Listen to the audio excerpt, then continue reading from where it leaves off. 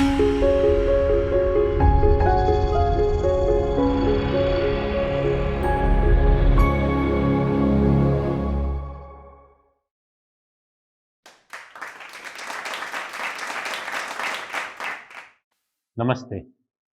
I'm going to today talk about evolutions of principles of Indian business. As a kid, I was always told that Bharat was Sone ki chidiya. Always thought that there were many questions in my mind, that what did we produce, what we sold, how we sold, so that we became Sone ki chidiya. And it was my thinking which led me to think maybe, Samudra Manthan was the first industrial activity that India witnessed. If you look at it, what did we find in Samudra Manthan? We got a horse called Uchchaswara. We got an elephant known as Airavat. And even today, both are used in industrial activity. In fact, we all know about horsepower. And then if you look, we talk about the Kamdhenu, the cow that we got, Kaustav or a Kalpavriksh. Still our economy moves around a lot around a cow or a tree. So, and then in the end we had prosperity, we had a Lakshmi, and then we also had pollution or wish, as we know of. So that's how was my first conclusion was that yes, Samudra Manthan was indeed the first industrial activity. And then you proceed further, then you realize that in Ayodhya Kand in Ramayana, there's a very interesting phrase. When Bharat is going to Ram to bring him back from his Vanvas, and I'll read out the exact phrase, how it says.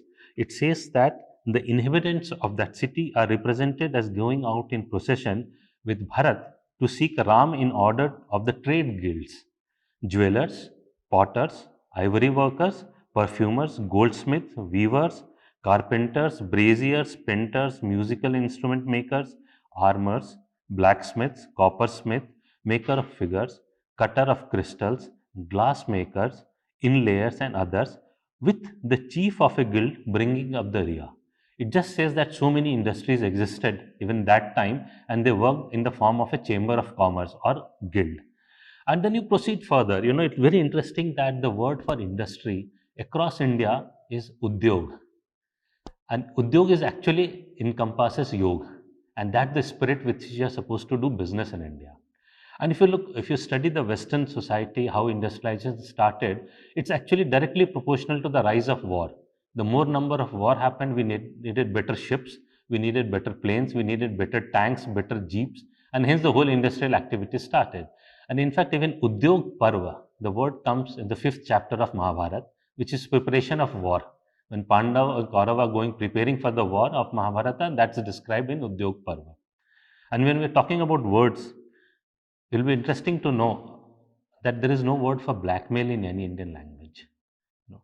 And it's essentially a word used in business that you start blackmailing somebody. And Indian business was always based on trust. We never needed a word for blackmail. Until date, there is no such word. When you're moving further on the word, we never used the word profit alone. It was shubh labh. So, you can't make money by any wrong means. It has to be auspicious profit. It should be made in a very auspicious way. And then when we look at our books of account, we start with Om or a Shubh Labh or a Swastik. So they're not symbols. Symbols have a lot of meaning. I'll give you an interesting example. In 2006, an experiment in Newcastle University, UK, psychologists put up either a picture of flowers or a pair of eyes every week near the unmanned collection box for coffee in the common room. They had noticed that people very often did not pay for the coffee they drank. Monitoring the weekly collection, they found that curiously, the week the eye image was displayed, people paid nearly 3 times as much for their brew. So, when you look that we have got a Durga's eye, or a Jagannath Ji's eye, or a God's picture put wasted everywhere, it's just not, for being just religious. They look at the point of purchase, at the last point of action as a barrier. The moment you are thinking of making a mistake, the God is going to realize that, okay, I'm watching you. It's kind of a, what you say, you are under CCTV camera watch. If you watch the movie Salesman, Rocket Singh Salesman, you will remember that the hero is trying to cheat, then he raises his head and he looks at and he sees Guru Nanak Dev's picture and he drops the idea of cheating further. And that is the importance of such religious pictures displayed everywhere in a shop or in a business establishment. There's something very interesting further if you go. We all would have heard the phrase, picture is worth thousand words. I think that is best depicted by the picture of Lord Kubir. How many of you, I don't know, can visualize the picture of Lord Kubir? He rides a human being, unlike other goddesses in Hinduism who ride an animal or a bird. And Lord Kubir's picture is not very beautiful. It just says that excessive wealth, makes you doesn't makes you beautiful. It makes you kind of look ugly, and you start riding human beings. So this is a very beautiful depiction when you look at Lord Kubir. It's a very subtle reminder that excessive wealth is not good, and it has to be auspicious profit, shubh labh. Now, all these things are very subtly inbuilt in our ecosystem, or as you grow up looking at surroundings. There was a very interesting study carried on sometime in 1860 by David C. McClellan. It is documented in a book called Achieving Society. The idea was to find out kids of which country have most entrepreneurial abilities. And interestingly, they found that Indian kids have a lot of entrepreneurial ability. Now, the question comes is that how come, we don't see it happening, and how it's cultivated in Indian kids. So the conclusion was that the lullabies that Indian kids hear as a kid, the stories that we learn as a kid in India, or the game that we play as a kid in India make us more entrepreneurizing. I'll give you an example of small game which makes the Indian kid more entrepreneurial. We all know of Ludo, the snakes and ladder game. Snakes and ladder game. It was invented in India. It was called Mokshpat. Now, instead of 1, 2, 3 that we see today, it had words like greed, theft, and if you come to greed or a theft, what you will get is a snake. And then generosity, helping somebody. Then you will get a ladder to move ahead. 99 was lust. Lust is excessive desire for anything which is bad. And 100 was moksha. So when British came, they couldn't connect to such words like moksha and other words. This to simplify it, they made it into 1, 2, 3, 4. And this game slowly went on to become a business or monopoly as we know it. Now, Monopoly is one of the highest selling games in the world. I'm sure we all would have played at some point of time or the other in our life. There is a very interesting phase comes in Monopoly when you land up in a jail, and you have two options. Either you miss your chance and stay put in the jail, or you pay a fine and move ahead. Now I keep going on around in India and asking people, what will you do? 99.9% of the time, people will say, we won't go to jail, we'll pay fine and move ahead. But there is a book or a guide on how to play Monopoly, or you look for Google, you will find that in Western countries, especially, you'll find most of the people say that we'll save money and we'll stay put in a jail. Because the way the game is designed, once you move out, you'll move to another house which might be owned by someone else, and you will again end up paying a money. So it makes sense for some time to stay put in the jail. So recently, so many disasters that you see, especially after Lehman Brothers collapse and all, a lot of people started thinking that since as a kid we have taught our children it's better to be in jail but to save money, and then you will end up having a CEOs who will run a corrupt corporations. So that's how these things are built, are ingrained, in the lullabies, the games and stories. Now, if you look at the word entrepreneur, where does it come from? It's Antah Prerna. Antah Prerna becomes entrepreneur, and that's what makes it entrepreneur. So, Indian lullaby or a game or a story will give you a lot of Antah Prerna, which will make you turn into a nice entrepreneur. In fact, if you look around, India is a country which will have almost 45 to 50% of the people who run a small or a big enterprise. They are entrepreneur. Everybody is not running for a job. And in a country of 130 crore, it will not be possible to give everybody a job. That's also a reality. We'll need people who have a lot more entrepreneur so that they end up being an entrepreneur. Now, it's not in isolation that I'm talking all this. This is something very interesting study. Another quote: ethics can't be taught in a business school. It has to be part of the DNA, says who? David Wilson, President and CEO, Graduate Management Admission Council. GMAT Reflect, GMAT Reflect doesn't have an ethics component. So it has to come from outside, it has to come from the society, and MBA curriculum can't teach you. So it has to come from, as I said, in the lullaby, in the stories, the culture, and that's where Indians win very strongly. Slowly, I figured out India, was leader not only in trade but also in manufacturing. Apart from trade in spices, India knowledge in iron, textile, sugarcane, buildings, shipbuilding was commendable and unparalleled. We still don't find those kind of equivalence knowledge across the world. And India traded with Europe, Africa, and Far East from the earliest possible time that we can think of. You might be surprised to know that the Western world wasn't aware of the word blue till they came to India and encountered something called indigo. And that's how the blue jeans or blue denim and all that you see was invented only after West encountered indigo in India. Not only this, in Europe they used to think that lamps grow on tree and in the night those branches bow down so that the lambs can eat grass on the ground, and in the morning those branches used to go back up, and that's how cotton was grown on trees till they came to India. And you can see such pictures, and I'll share some of them with you. And while I was going all through, Angus Madison study by the World Economic Historical Statistic published in 2004 by Organization for Economic Cooperation and Development was published, stating that before 18th century, India and China were the two largest economies by GDP output. It proved that India was indeed Sone ki chidiya. In fact, till 1500, India's GDP contribution was highest in the world. Now, this study of Angus Madison raised lot many questions in my mind again, and then I thought, let me do a deep dive in it. Because if you're doing a businessman, then if you're doing a business, you must have a calendar. Just visualize that. Can you do a business without a calendar? You know, did you had any insurance? Did we had what you call accounting systems, or how did you do such kind of business? And slowly I figured it out. Yes, India was a leader in mathematics, in hence bookkeeping, in astronomy, and each of these are basic essential for a business. So the earliest form of double entry bookkeeping was invented in India. The word for insurance in India was jokhim, and we had an elaborate system of insurance. If you were doing if you're doing insurance of goods, uh, traveling a distance during summer period was a different rate. During rainy season, it had a different rate. If you're taking a goods through river in rainy season, then you had to pay a premium.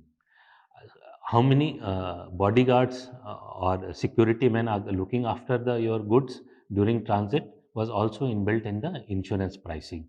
So we had a full-fledged established insurance system in place, and we have documentary evidence available pertaining to the same. British and other colonies of British started following a financial year April to March because that was India's financial year based on our harvesting season. If you remember, in April, from April, all our New Year starts, right from Punjab to Tamil Nadu, from Assam to Gujarat. And since by the time British landed in India, we used to contribute the maximum part of world's GDP. They had no choice but to follow our financial year. And all this development were possible. Sorry, before I proceed further, there's a very interesting fact of calendars. The Western calendar, what we know as a Gregorian calendar and Islamic calendar, both were flawed. And you can listen to Subhash Kak's lecture for more information on the same. So British came to India. Some of them converted for a short time to Hindutva and to learn the art of making calendar, mostly in Tamil Nadu and also in Banaras. And then they moved away with all our information, and that's how the current Gregorian calendar was updated.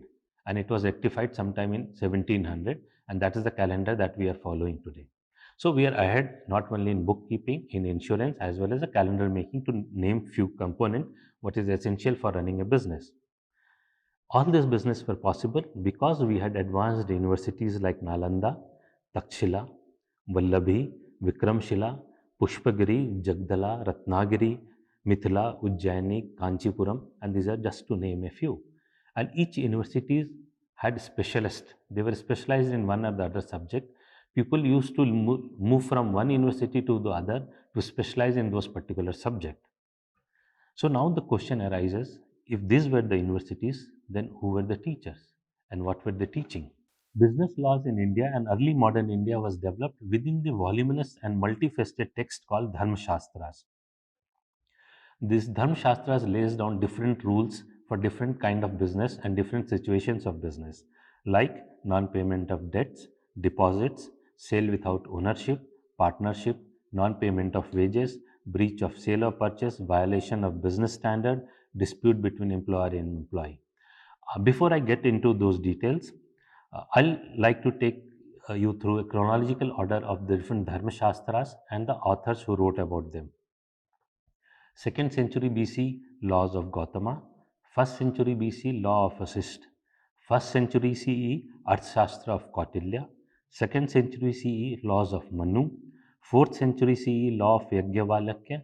5th century CE, laws of Narada. 5th century CE, laws of Brahaspati. 7th century CE, laws of Vishnu. 7th century CE, laws of Katyan. 8th century CE, Ashashya, it's a commentary on Narada. 9th century CE, Medhatithi. 9th century CE, Bhavashamin. 12th century, Mitakshara of Vigneshwara. 13th century CE, Smriti Chandrika of Devan Bhatt. 14th century CE, Vivad Tantra of Chandeshwara Thakru. 14th century CE, we have Vyavhar Nirnaya of Varadaraj. 15th century, we have Vyavhar Chintamani of Vachashpati Mishra. 7th century CE, we have Rajniti Paraksh of Mitra Mishra. These are taken approximate dates based on study of cane and olive oil. So I've given you century wise how we progressed, and I'll start with most popular with Chanakya. Chanakya in his sutras talks about dharmasya moolam artha, arthasya moolam rajyam, rajya moolam indrijaya, indrijaya moolam vinaya, and he goes on. I'll just give you first 10 lines in English for easier understanding. The basis of dharma is prosperity. So it's very important that we're not a wealth averse society, but it has to be a shubh labh, auspicious profit. The basis of dharma is prosperity. The basis of prosperity is good governance or management. The basis of good governance or management is self-control. The root of self-control is humility. The root of humility is learning from the knowledgeable or the senior. Wisdom originates from learning from the elders. Equip yourself with the wisdom of elders. And that's why, if you remember, Ram asks Lakshman to go and learn from Ravana even when Ravan is in his deathbed. So, elder person who has got wisdom, you must go and learn from him. One who has assimilated wisdom has conquered himself. One who has conquered himself will gain everything. And it goes on. So, it was so beautifully defined there. Now, let's move to much maligned Manu. Laws of Manu or Manav Dharma Shastra, which talked about workers' right in detail. Donald R. Davies Jr. says, and I'll quote him, from the perspective of the 21st century, there is a lot to dislike in Manu. On the other hand, it is hard to blame the man for being a product of his time and not for writing a postmodern book in the distant pre-modern period. Even worse, whenever we reduce a classic to a few token ideas, phrases, or views, we tend to throw the baby out with the bathwater, dismissing what is valuable along with what is repugnant. Precisely this has happened with Manu. Instead of abusing it, if you could have read, that would have realized the true sense of it. Manu says, points to a measure of job security in contract labor and says, if a worker falls sick, he should perform the work stipulated as soon as he recovered his health. Even if a very long time has elapsed, he should still receive his full wages. What does it mean is that if you have employed a worker and if he falls sick, you just can't throw him out of the job. You'll have to wait till he comes back, recovers, and he does his job. Manu further said that in case it's urgent work, if you employ somebody else, you are still supposed to pay the earlier worker because he has not fallen sick on his own will. So that is the way Manu talked about the protecting the workers' right. Yajnavalkya describes the type of interest that applies to borrowers, interest rate. If people borrow money at interest and travel through dangerous places that entail risk of loss to life or property in order to increase their profit, then they should pay 10% per month. If they travel across the ocean for the same reason, they should pay 20%. The creditor should receive this higher rate because he has taken a greater risk of the loss of his capital. If you remember, this is what I mentioned when talking about jokhim or insurance. So in 7th century somewhere it was clearly defined. And on measurements he says, A merchant who cheat buyer of an eighth part of goods, such as rice or cotton by false measurement, false weight, or other means shall be fined 200 panna copper coins. If the buyer is cheated out of a greater or lesser amount, then the fine should be proportionately more or less. A fine of 16 panas shall be imposed on anyone who mixes inferior substance into item for sale, for example, medicine, oil such as ghee, salt, perfumed substance, grains, sugar, and pepper. So, they have a very clearly cut defined rule. If you are doing adultery, you will be punished, and how you should be punished.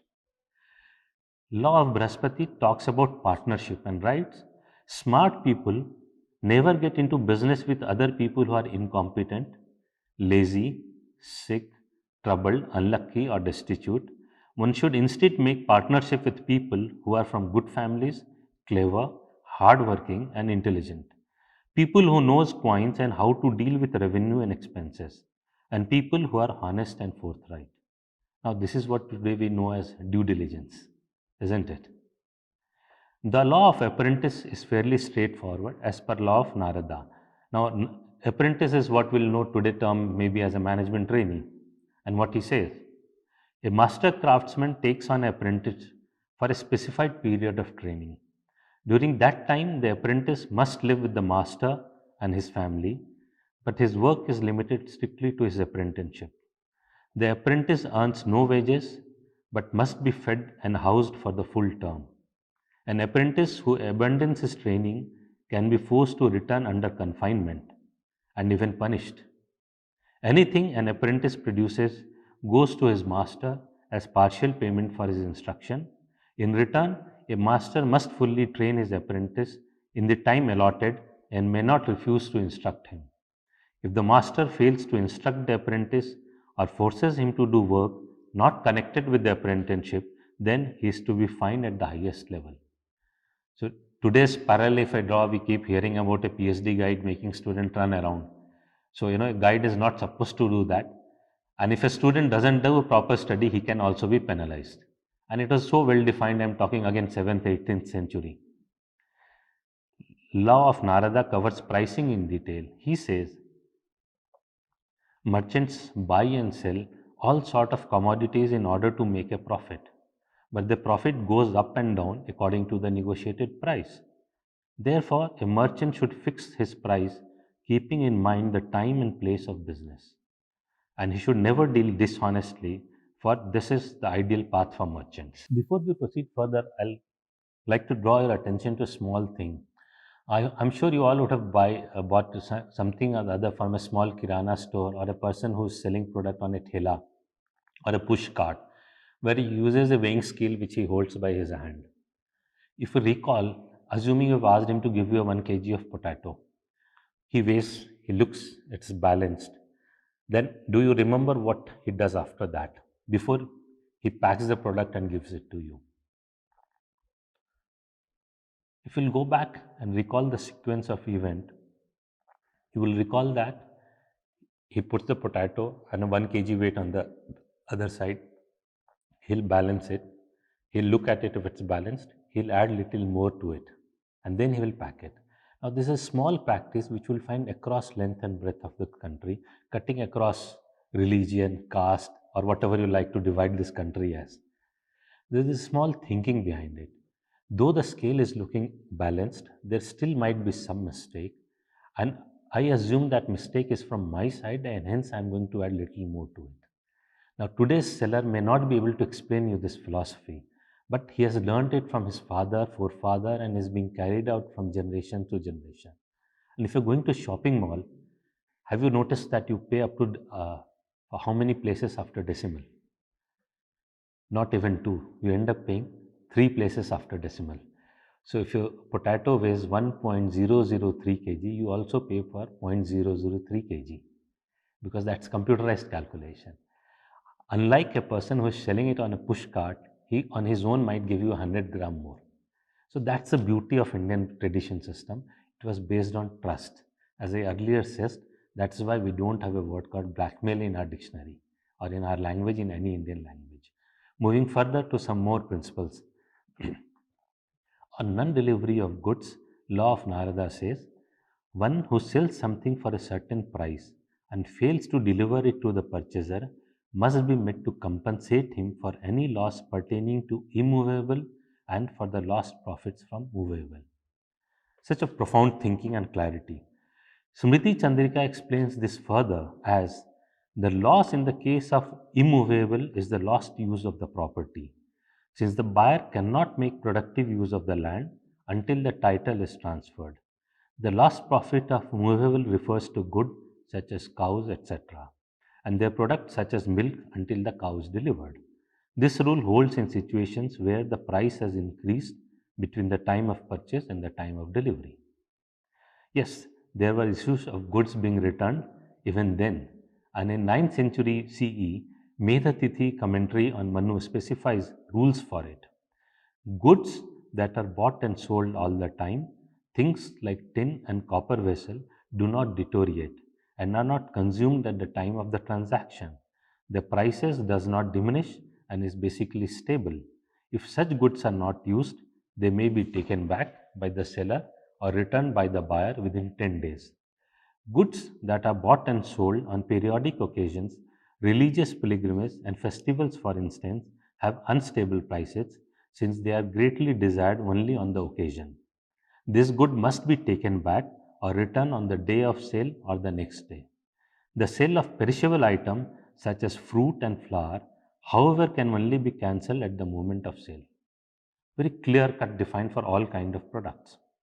The commentator Vigneshwara covers the wage formulation.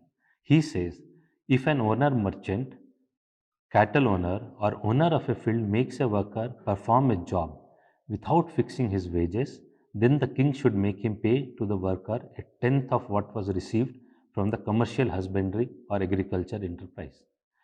Now, it is very interesting here to know that king will make him pay to the worker a tenth of what was received, not from the profit, but from the whole transaction.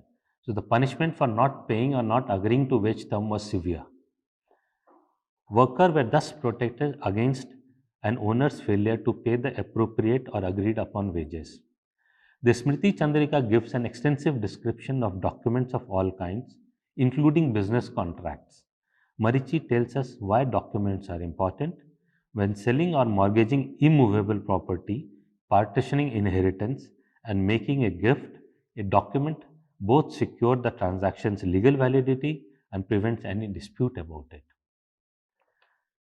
Now, nowadays we hear a lot about, so and so businessman was successful when he started, he borrowed money from his wife and then he returned it or he didn't return it. So, concept of Stridhan backs to the ancient time. Sage Yajnavalakya points towards a man being totally bankrupt and using his wife's money to save himself and his family. And so this money was called Stridhan, and which was one was supposed to return it. So it's a very age-old practice again in this country. So friends, we've got a snapshot view of workers' right, measurement, sales, pricing, delivery of good, partnership, management training, salary, women's role, etc. To conclude, India had a flourishing business because not only India had a lot of product, but also India had a very sound business principle. Business principles which evolved over centuries and were grounded in Indian culture and tradition. Now it raises many questions like what was our economic model?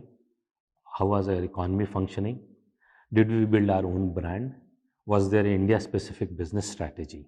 So in India, we had a very distinct business model or a strategy model. And I'll just cite one example, though it deserves a full lecture in itself. When globalization happened, we saw a lot of companies were coming to India, and there were Indian companies who were worried, and rightfully so, because multinational come, they had a lot of money power and muscle power, they can bulldoze. But then there was a segment which didn't had a union, they didn't had a chamber of commerce of their own, they were not organized big player. So when Pepsi and a Coke came, the biggest threat to the people was the businessmen who were threatened were actually the Nimbu Pani sellers or the coconut water sellers. They didn't have an association. But surprisingly, they didn't protest. So what did they do? So basically, they started selling a Coke or a Pepsi along with their Nimbu Pani or an Ariel Pani. If you remember that they had a thermocol box in which they put some ice, and they had a Pepsi and a Coke bottle or whichever cold drink was available. And nowadays, if you go back, you will see that the relatively consumption of these cold drinks have gone down. And so coconut seller is back to selling only coconut, and he's back to selling only maybe Nimbu Pani. So what thinking did happen? What business was he in? And so most of us in business school or our so-called what I call management gurus couldn't think what a coconut seller or a Nimbu Pani seller in India could think. He was very clear in which business he is in. He was not in the business of increasing market share of a coconut water or a Nimbu Pani. He knows that he is in the business of quenching thirst, and he will sell anything and everything that helps serve someone's thirst. So for him, a Coke or a Pepsi was not a competition, but another product which could help meet his business objective of quenching someone else's thirst. So he started storing them. So how you look at the business is very makes the whole difference in the business. And a illiterate, non-MBA, most of the time, a coconut seller or a Nimbu Pani could deal with a multinational's onslaught in a much better way than organized chamber of commerce and a much bigger companies in India. And we have a very beautiful way of dealing it. Before I conclude, I'll give you another small example of this scene. We all have seen Cadbury's ad, Cadbury's chocolate, and their whole campaign, if you remember, has been to replace it with sweets. Nothing against them, that's their product, and they're trying to market it. So they came Diwali, then in Rakhi, in Holi. So they go step by step every year and trying to replace sweets in traditional Indian sweets from one or two Indian festivals. And over a period, then they ended up with a campaign that it should be bought like a commodity. महीने की पहली तारीख है. So when you are ordering a rice or a dal or a wheat, you should order chocolate also. So they tried to make it into a commodity also. And to some extent, they succeeded also. But the interesting part is that how did Indian sweet makers responded to it? Now there are two parts to it. If you remember, the last campaign they had was Man mein do do laddu futa. So almost for a decade they tried to replace the same laddu from Rakhi or Pappu Paas Ho Gaya campaign, and they ended up promoting the same laddu. So, so there was no organized market of laddu trying to promote, but they came and said, Man mein do do laddu futa. So subconsciously they again ended up promoting laddu, the same product which they spent crores to replace. And second, if you go around in shops, what happened? They were not threatened by chocolate. So I'll give you a small example again talking of a laddu. In this country, you will find laddu come in different form and shapes. Rava ka laddu, suji laddu, nariyal laddu, bundi laddu, maida laddu, besan laddu, you name it, we have the laddu. What they did? Chocolate ka bhi laddu. They made a laddu out of chocolate also. So the whole brand which was built using crores of rupees was just reduced to another commodity like rava, suji, nariyal or anything. So now you can go to the shopkeeper, you can ask for a kaju katli or a chocolate mixed kaju katli, or you can have a barfi, or you can have a chocolate laddu like any other laddu. So the way Indians response or Indian businessmen respond to foreign onslaught is amazing. It's unparalleled, and it comes from unique Indian business principles.